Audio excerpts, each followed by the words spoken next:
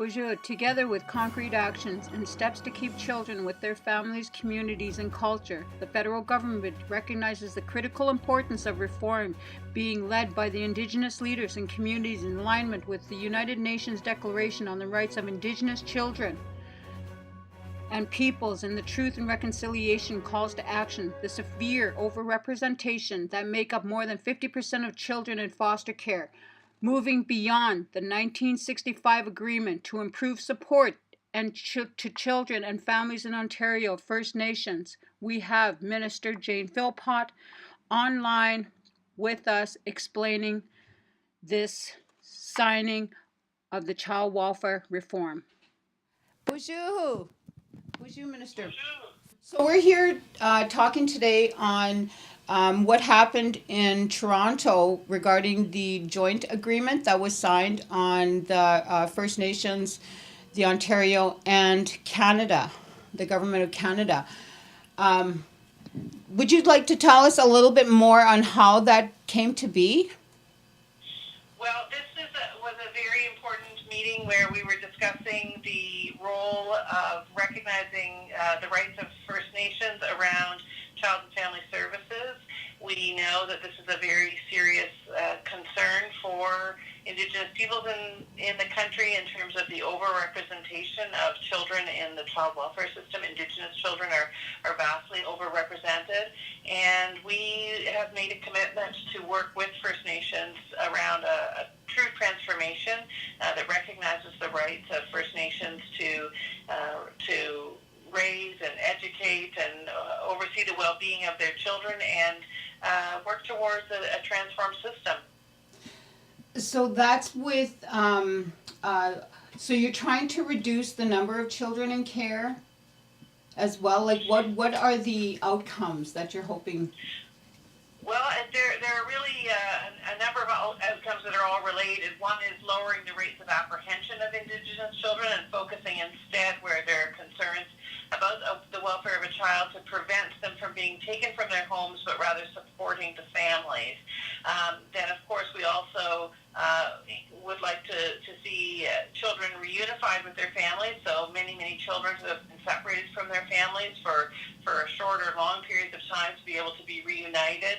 And then also recognizing that there are serious issues around what happens when children age out of the child welfare system, and Indigenous children are particularly vulnerable when they become adults and are not well cared for in terms of that transition period. But the whole goal of this is to work towards self-determination of Indigenous peoples and their ability to control the system and exercise their rights to care for their own children. That's great. And just a little bit more on the inherent and traditional rights of grandparents, like because there's so many grandparents out there that are trying to step up for their own children. How can that take place in all this? Well, there actually are really some policy changes that can really support that. You're absolutely right that even the United Nations Declaration on the Rights of Indigenous Peoples affirms that the families and communities have the right to exercise their shared responsibility for the upbringing of their children. And what happens, though, is often children are apprehended from their parents because of concerns about the parenting. And there may be a grandparent, a grandmother who wants to look after those children, or sometimes an aunt or uncle or an extended family members. But the system works in such a way that if children go to a non-Indigenous family, that money will flow to the foster family, but the money and resources won't be given to support a grandparent who might want to take in their grandchild but not be able to afford to care for them. And so we're seeing some jurisdictions in the country that have changed their policies in that regard, and that has been really effective in terms of supporting grandmothers who want to raise their grandchildren in their culture and in their communities. Well, without that being said, that sounds great because often families are they're broken apart and the damage is done like and it does take years to repair. How can we ensure that child welfare agencies are accountable? Well, one of the things, it's not, agencies often are trying to do a good job, but they have rules that have been set in place which are incenting the wrong kinds of behavior. So, for example, one of the challenges was that money was flowing according to the number of children that were apprehended, and agencies could get money if they apprehended more children, but they couldn't get money to prevent apprehension. And so one of the things we did recently in our most recent budget was we increased resources for First Nations Child and Family Services agencies, but we said that they could use the money to pay for the actual cost of prevention of apprehension of children and supporting keeping families together, rather than saying, the money flows according to the number of children that are separated from their families. This will allow a fundamental shift in terms of the ability of agencies to work to keep families together. Wow, that's great. When we talk about that system that's in place already, it always brings to mind what does in-camera session mean to you? In-camera session, you mean Yes. in terms of meetings?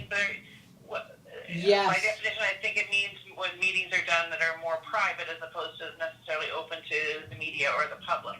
Right. So I know that it does take place at the Child and Family Review Board level, and so that's just a concern because a lot of people have experienced some of these things where it was never questioned or there was never a follow-up. So to making those accountable.